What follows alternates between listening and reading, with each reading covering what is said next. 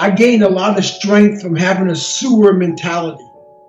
How many people can make it out of the sewer alone with no coach, no trainer, no one to guide you, no one to mentor you, just having a straight up killer mentality, having a warrior mindset?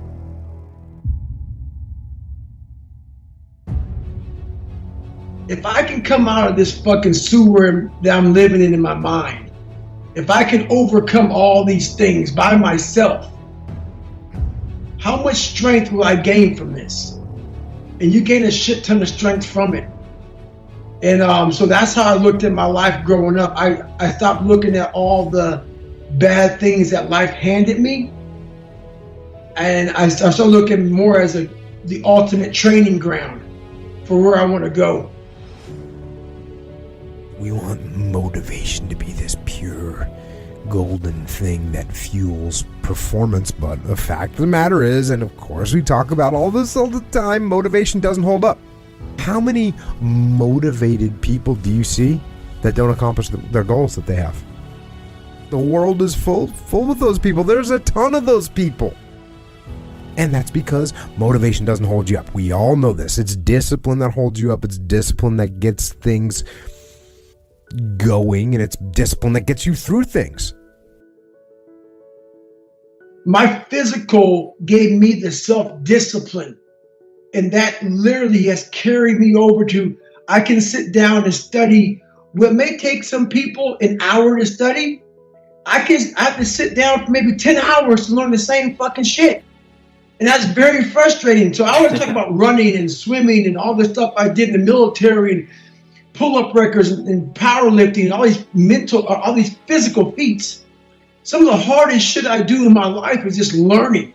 But I got that self-discipline from waking up at 3 and 4 o'clock in the morning to go out in the cold weather, to get my run in, to get my lift in, to get my swim in, to do those things.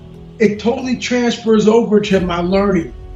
It's that self-discipline you gain from feeling good about yourself by overcoming yourself on the physical aspect of life.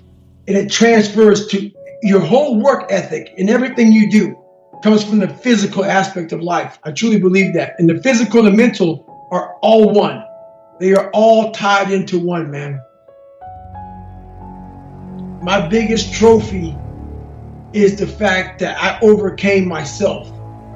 I am the most proud. I literally can die right now on this podcast at 43 years old. I know the real truth about David Goggins. And I had so many Mount Everests in front of me. And whenever I climb one, fucking another one would pop up. Another one would pop up. And then I fall down a couple of them. And there wasn't anybody there to say, hey, David, I'm going to help you up, man. It was just me and me alone, and this voice in my head saying, we're not going to stop today. I am the most proud of the fucked up cards I got, the fucked up hand I got when I was born.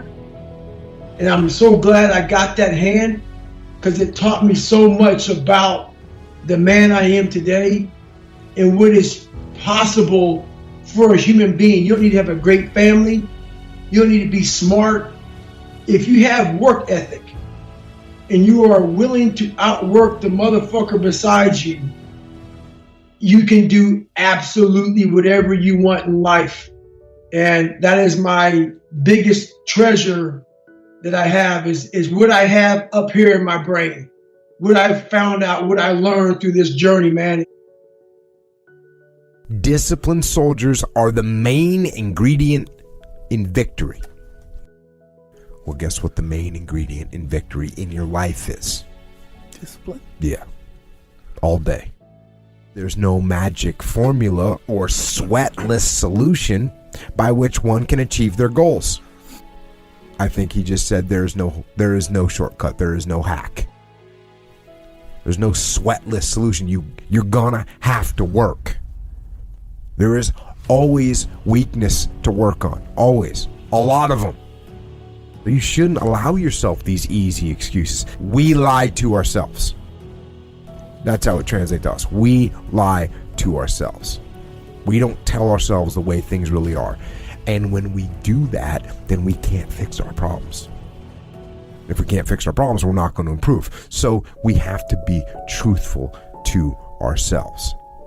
I have to be truthful to myself. You have to be truthful to yourself.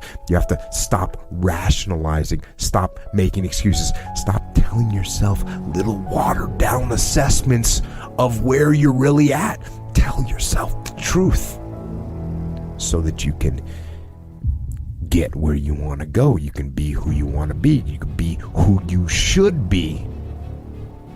Who you should be when you do what you know you should do, when you pay attention to the little things, when you implement discipline, true and unflinching and unmitigated discipline in your life, when you stop trying to find a sweatless solution, when you look for weaknesses to work on, when you allow no easy excuses. And all that starts when you stop lying to yourself. When you stop lying to yourself, that's when you can become who you know you should be. When you tell yourself the truth about where you are so you can make sure you are in the right place. And if you're not in the right place, then you can get yourself on the path to get there. The path of discipline, the path of hard work, and the path of truth. There is a path. There is a way. And you know what that way is. You know what you should be doing. And it's hard to stay on that path because it is the path of discipline and discomfort. But it is the right path. And you know that. And it is that path that will ultimately lead you to where you really want to be, so that you can live without regrets. I think a lot of times people are trying to find the path and they're looking all around different places and different people and different influences. But man, I think so often that path, you know what the path is, and people know what they're supposed to be doing, but they just don't get on the path and stay on the path.